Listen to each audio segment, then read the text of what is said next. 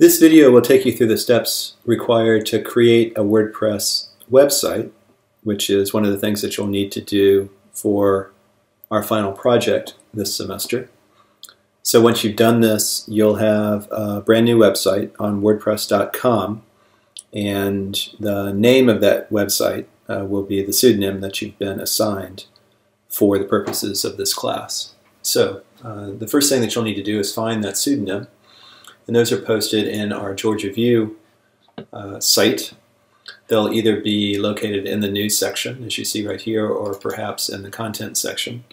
And you just need to find your name, copy the pseudonym, and then move back to your browser to a new tab. So if you go to wordpress.com, you'll see a page that looks something like this. And of course, you begin creating the website and creating the user account by selecting the Create Website button. All right, so you'll be using a pseudonym, the pseudonym that's been assigned to you.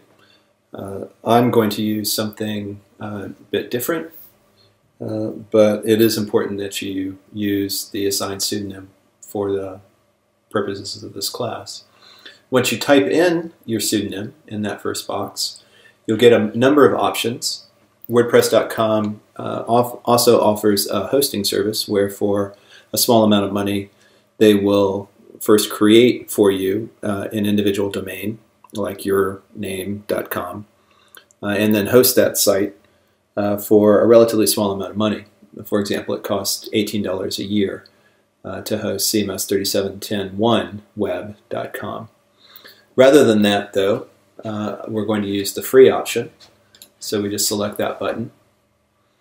And then we continue to look for the free options. In that case, or in this case, it's this one. We select the free plan.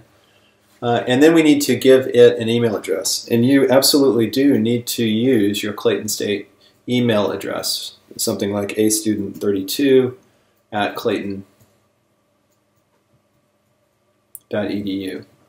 Your username should be your pseudonym, the one that's been assigned to you. And then, of course, the password can be whatever you choose. But, of course, remember to write it down. All right. So, again, I'm not a student. I haven't been assigned a pseudonym, so I'm going to use some different things here.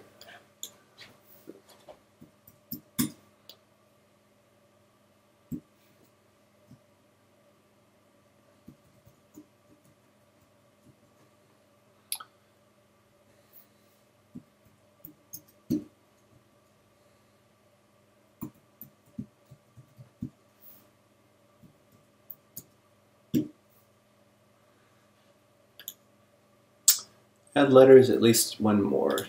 Okay. So, and that actually is CMS3710-01 as well. So I'm using a Gmail account that I created specially for this demonstration simply because I've used all of my other email accounts to create WordPress user accounts over the years. But again, you absolutely do need to use your Clayton State email address for the purposes of this assignment.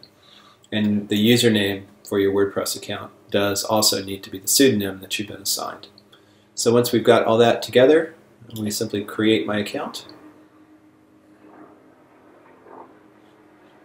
And I'm going to go ahead and save my password here since it's my own personal computer. I would recommend that you do not save your password onto the computers in the lab, because that will mean that anybody will then be able to log into your WordPress account. Once you submit your email account and other information, you'll need to verify your email address, which means you'll need to open your Clayton State email. By now, hopefully, you'll have already received the message from WordPress, which gives you the opportunity to activate your new account. If you click on the button to confirm the email address, it will open a new site and will show you your new account. And we will get started here in the next video.